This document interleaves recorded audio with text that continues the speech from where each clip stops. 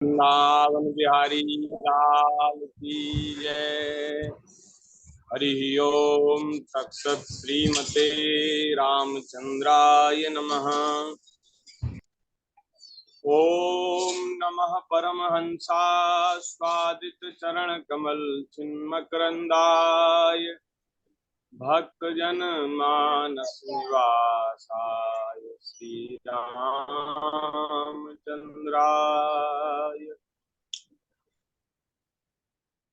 कृष्णाय वासुदेवाय हरये परमात्मने प्रणतक्लेशनाशाय गोविन्दाय नमो नमः। भक्त भक्ति भगवंत गुरु चतुर्नाम बपुएक, इनके पद वंदन किए नाशे विघ्न अनेक। चार जुगन में भक्ति तिनके पद की धूरी, सर्वसु सिर धरि राखियो मेरी जीवन। प्रहलाद नारद पराशर पुंडरीक, व्यासाम्बरीश सुख सौनक भीष्म दालभ्यान। रुक्मांगदार्जुन वशिष्ठ विभीषणादीन पुण्यानिमान परम भागवतान नमामि। जय राधे जय राधे राधे जय राधे जय श्री राधे। जय राधे राधे राधे राधे राधे जय श्री राधे। जय राधे जय श्री राधे जय राधे जय श्री राधे। जय राधे जय श्री राधे जय राधे राधे श्री राधे। जय राधे जय श्री राधे जय राधे जय श्री राधे। जय राधे जय श्री राधे जय राधे जय श्री राधे। जय राधे जय राधे राधे जय राधे जय श्री राधे। जय राधे जय राधे राधे जय राधे जय श्री राधे। जय राधे जय राधे राधे जय राधे जय श्री राधे। श्री वृंदावन बिहारी लाल की जय। श्री राधा वल्लभ लाल की जय। श्री बांके बिहारी लाल की जय। श्री 84 कोस ब्रजमंडल धाम की जय। श्री वृंदावन धाम की जय। श्री यमुना महारानी की जय। श्री गिरिराज महाराज की जय। श्री सद्गुरुदेव भगवान की जय। श्रीमद्भागवत महापुराण की जय। श्री सुखदेव जी महाराज की जय। भगवान श्री वेदव्यास जी महाराज की जय। सब संत हरि भक्तन की जय। जय जय श्री राधे, जय जय श्री राधे श्याम, जय जय श्री राधे श्याम। हरि शरणम नारायण नारायण नारायण। भक्त वांछा कल्पतरु, भक्त वत्सल शरणागत वत्सल दीन बंधु, दया सिंधु असंख्येय कल्याण गुणगण निलय, अकारण करुणा वरुणालय, सच्चिदानंद घन मूर्ति आनंद कंद भगवान श्री राधा वृंदावन चंद्र, श्री राधा कृष्ण भगवान की महती कृपा करुणा से उन्हीं का दिव्य वांग्मय स्वरूप श्रीमद् भागवत महापुराण, श्रीमद् भागवत महापुराण की रसमयी विस्तृत कथा, विस्तृत व्याख्या से संपन्न श्रीमद् भागवत जी की मंगलमयी रसमयी कथा हम सब लोगों को कहने सुनने का परम सौभाग्य प्राप्त हो रहा है।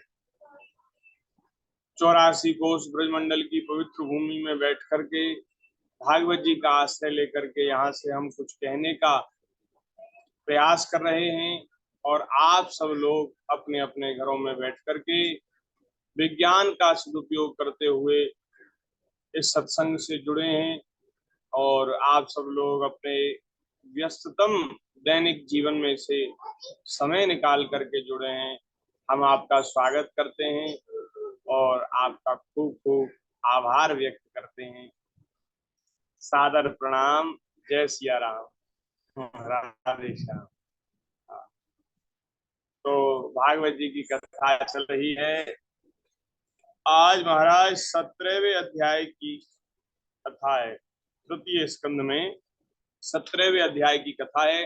16वां अध्याय 15वें अध्याय तक की तो हम परसों चर्चा कर चुके हैं और कल एक अध्याय की चर्चा हमने उसमें रिकॉर्ड करके डाली थी। जिन लोगों ने सुन लिया हो ठीक है, नहीं तो आप जाकर के वहां सुन सकते हैं। ग्रुप में वो शेयर की थी। तो उसमें भगवान के जो वाक्य हैं, बड़ी सुंदर चर्चा है। भगवान के जो वाक्य हैं, संकादिक मुनियों से जो उन्होंने कहा है, संतों की ब्राह्मणों की महिमा का जो वर्णन किया है, और महाराज अद्भुत अद्भुत भगवान की वाणी है।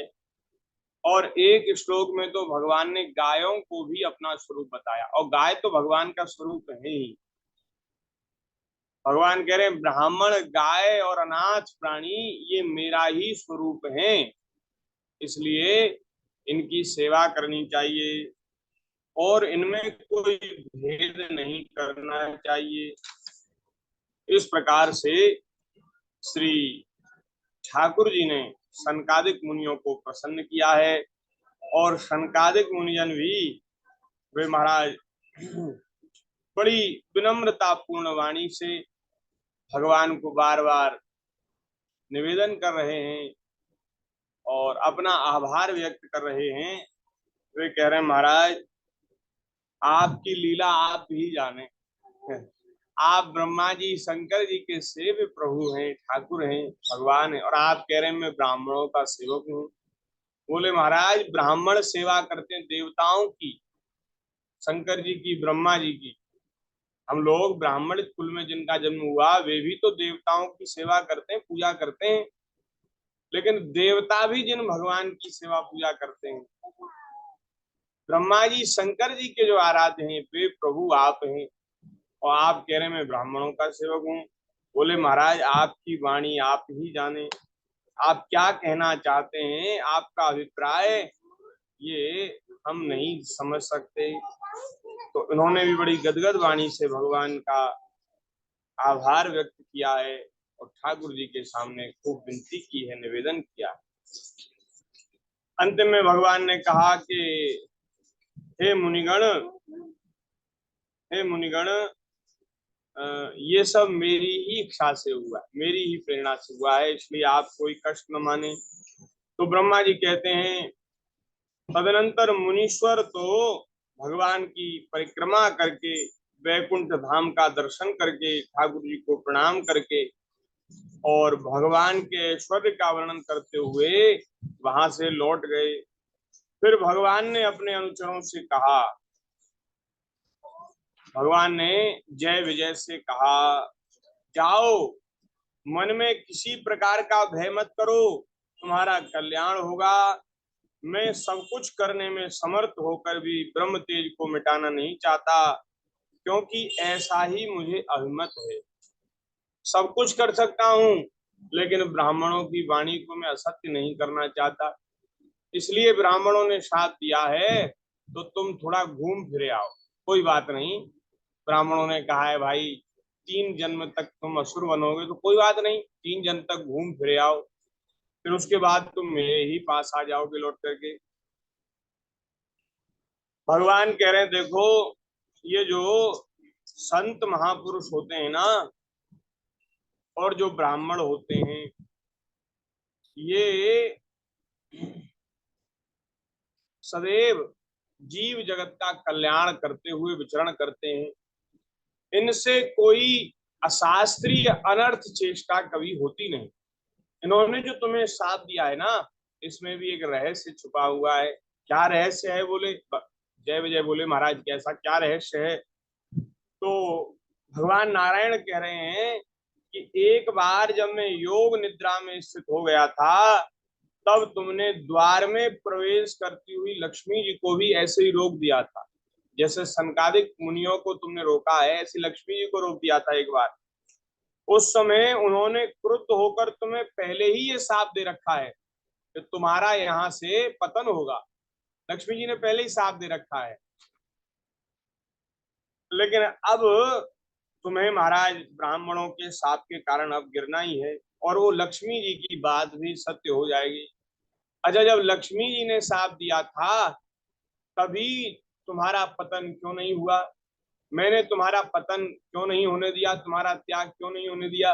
तो हमारे गुरुदेव भगवान बड़ी विनोद पूर्ण वाणी में यहाँ कहते हैं कि भाई, अगर नारायण भगवान लक्ष्मी जी के साप से अपने सेवकों का त्याग कर देते, अनुचरों का त्याग कर देते, तो सब लोग ये कहते, भाई यहाँ तो स्त्रियों की चलती ही है, वहां भगवान के धाम में भी स्त्रियों की चलती है। लो, लक्ष्मी जी ने साप दे दिया और भगवान के सेवकों को गिरना पड़ा, पार्षद होकर के भी पतन हो गया। तो इसलिए लोग मेरे ऊपर कहीं आरोप न लगावें, आक्षेप न लगावें, इसलिए लक्ष्मी जी के साप से तो मैंने तुम्हें नहीं गिराया, लेकिन अब ब्राह्मणों का साथ तुम्हें लग गया है। और ये मेरी ही युक्ति है भाई, लक्ष्मी जी मेरा ही स्वरूप है, उनकी भी वाणी असत्य नहीं होगी। तो लक्ष्मी जी की वाणी भी रह गई, और तुम्हें, और थोड़ा हमारी भी लज्जा रह गई। नहीं तो हमें लोग दोष देते कि देखो भगवान भी लक्ष्मी जी की बात मानते हैं। तो इसलिए महाराज ब्राह्मणों ने शाप दिया, ठाकुर जी ने ये लीला करी। अब दैत्य योनि में मेरे प्रति क्रोधाकार वृत्ति रहने से तुम्हें जो एकाग्रता होगी, उससे तुम इस विप्र तिरस्कार जनित पाप से मुक्त हो जाओगे। जो ब्राह्मणों का तिरस्कार तुमने किया है, उससे मुक्त हो जाओगे, और फिर थोड़े ही समय में मेरे पास लौट आओगे। द्वारपालों को इस प्रकार आज्ञा देकर भगवान ने अपने श्री संपन्न धाम में प्रवेश किया, और वे जय विजय जो हैं, वो महाराज ब्रह्म सात के कारण भगवत धाम में ही श्रीहीन हो गए, और उनका सारा गर्व गल गया, और उनका वैकुंठ से पतन हुआ। और महाराज वे दिति के गर्भ में जो कश्यप जी का उग्र तेज है, वहां इन भगवान के पार्षदों ने प्रवेश किया दिति के गर्भ में। उन दोनों असुरों के तेज से ही तुम सबका तेज फीका पड़ गया। ब्रह्मा जी कह रहे हैं कि उन दोनों असुरों के तेज से, जो भगवान के ही पार्षद हैं, तुम्हारा तेज फीका पड़ गया है। इस समय भगवान ऐसा ही करना चाहते हैं, इसलिए तुम निर्भय हो जाओ। विश्वस्य यः स्थितिलयोद्भव हेतुराध्यो योगेश्वरैरपि दुरत्ययोगमायः क्षेमं विधास्यति स नो भगवान् स्वधीश तत्रास्मदीयविमृशेन क्रिया निहार्थः।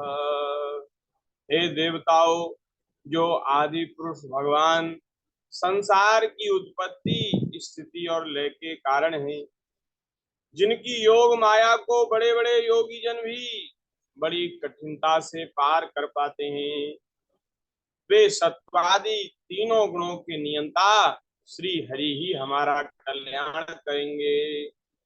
अब इन असुरों के अत्याचार से भगवान ही हमारी रक्षा करेंगे। अब इस विषय में हमारे विशेष विचार करने से क्या लाभ हो सकता है, इसलिए तुम अब चिंता मत करो, अपने अपने लोक में जाओ, जो होना होगा सो होगा भैया, और भगवान हमारा मंगल करेंगे, कल्याण करेंगे। इस प्रकार ब्रह्मा जी ने भेज दिया देवताओं को, और इधर मैत्रेय जी महाराज विदुर जी को कथा सुना रहे हैं। मैत्रेय जी ने कहा, हे विदुर जी, ब्रह्मा जी के कहने से देवताओं की शंका निवृत्त हो गई और फिर वे स्वर्गलोक को लौट गए। और यहाँ महाराज श्री कश्यप जी की धर्म पत्नी श्री दिति माता ने 100 वर्ष पूरे जब बीत गए गर्भ में ही बालकों को, तब 2 यमज जुड़वे पुत्र उन्होंने उत्पन्न किए। उनके गर्भ से जुड़वा पुत्र उत्पन्न हुए। उनके जन्म लेते ही महाराज स्वर्ग, पृथ्वी, अंतरिक्ष में अनेकों उत्पात होने लगे, जिनसे लोग अत्यंत भयभीत हो गए। तमाम अपशकुन हुए महाराज, वर्णन किया गया है पूरा महाराज, कई श्लोकों में वर्णन किया है। ऐसे अनेकों उत्पात हुए, उनको देखकर महाराज सभी जीव भयभीत हो गए, सारा संसार भय से व्याकुल हो गया। और महाराज सब लोग तो यही समझने लगे कि इस समय अब संसार का प्रलय हो जाएगा। ऐसे अपशकुन हुए जैसे प्रलय होने वाला हो। और दोनों आदि दैत्य जन्म लेने के तुरंत बाद ही बढ़ने लग गए, और वे अपने कठोर शरीरों से बढ़कर पर्वतों के समान हो गए, और उनका पराक्रम भी प्रकट हो गया। महाराज वे जब पृथ्वी पर कदम रखते थे तो भूकंप होने लगता, जब वे खड़े हो जाते तब महाराज उनकी जगमगाती हुई चमकीली करधनी से सुशोभित कमर अपने प्रकाश से सूर्य को भी मात देती थी। वे दोनों जुड़वा थे, यमज थे। प्रजापति जी ने उनका नामकरण किया।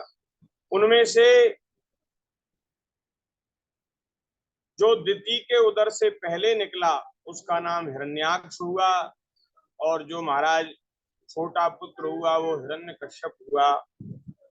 इस प्रकार से हिरण्याकश्यप ब्रह्मा जी के वर से उन्होंने तपस्या की और ब्रह्मा जी को प्रसन्न किया। ब्रह्मा जी के वर से मृत्यु भय से मुक्त हो जाने के कारण बड़ा महाराज आताताई हो गया। अब उसे किसी बात का भय ही नहीं रह गया। उसे महाराज देवताओं से कोई भय नहीं रहा, शक्ति बहुत बढ़ गई, उसने बड़े उत्पात किए। उसने तीनों लोकों को अपनी भुजाओं के बल से जीत लिया, अपने वश में कर लिया, और अपने भाई हिरण्याक्ष को वह बहुत चाहता था।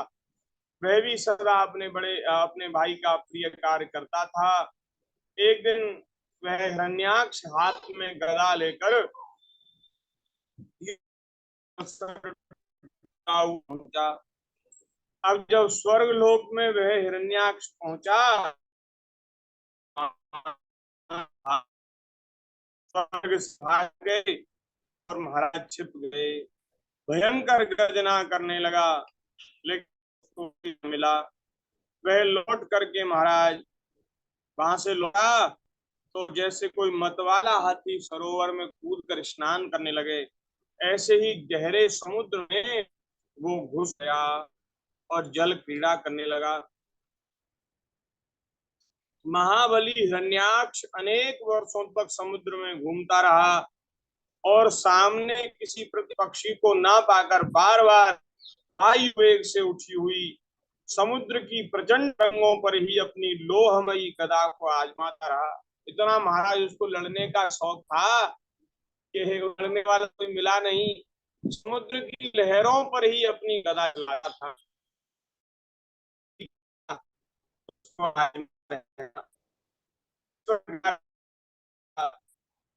राजधानी विभावरी में जा पहुंचा। वहां पाताल लोक के स्वामी वरुण जी ने देखकर उनकी हंसी उड़ाते हुए नीच मनुष्य को प्रणाम किया। वरुण जी को उसने प्रणाम किया।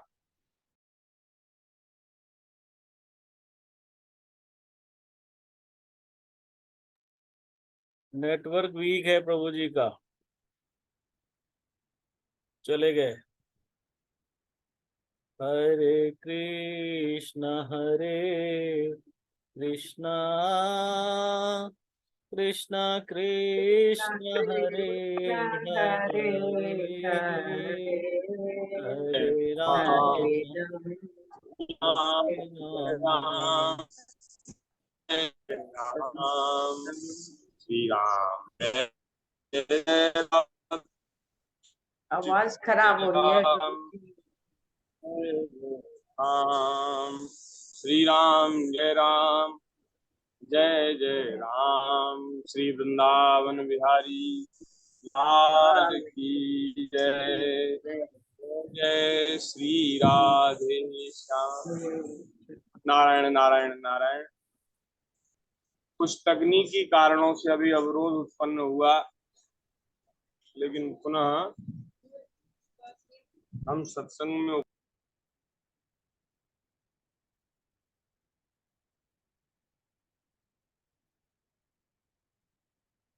अभी ठीक नहीं है, तकनीकी कारण अभी चल ही रहा है, खराब है। हाँ जी प्रभु जी, आ गए। हाँ राधे श्याम। आवाज आ रही है जी प्रभु जी, आज आपके उधर मुझसे। मेरी बाहों में बड़ी हो रही है, भुजाओं में बड़ी खुजली है, तो आप मुझसे युद्ध लड़ लीजिए। आप तो महाराज बड़े कीर्ति संपन्न हैं, लोकपाल हैं।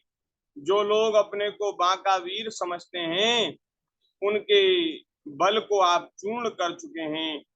और पहले एक बार आपने संसार के समस्त दैत्य दानवों को जीत लिया था और राजसूय यज्ञ किया था आपने। तो अब तो महाराज हमसे तो कोई लड़ने वाला मिलता नहीं है और आपसे हम लड़ना चाहते हैं। तो श्री वरुण जी को बहुत गुस्सा तो आया जब उसने इस प्रकार से ललकारा वरुण जी को लड़ने के लिए। गुस्सा तो बहुत आया, लेकिन उस क्रोध को अपनी बुद्धि बल से वे पी गए और बदले में उससे कहने लगे, क्योंकि वे भी समझते थे कि इस हिरण्याक्ष